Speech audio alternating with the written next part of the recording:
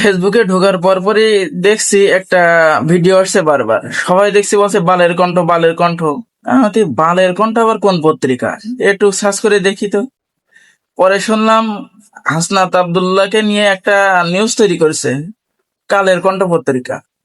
এরা চিন্তা করলাম, কালের কণ্ঠ পত্রিকা নিউজ তৈরি করেছে কি জন্য, একটু খুঁজে গিয়ে দেখি।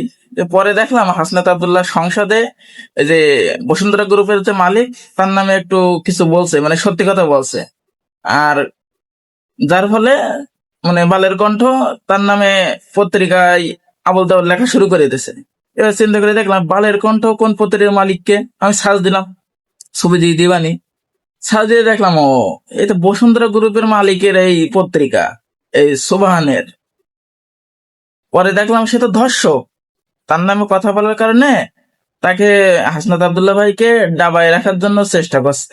কিন্তু সূর্যকে মেঘ কিছু সময়ের জন্য ঢেকে রাখতে পারে, 24 ঘন্টার জন্য পারে না। ধন্যবাদ। সালাম আলাইকুম।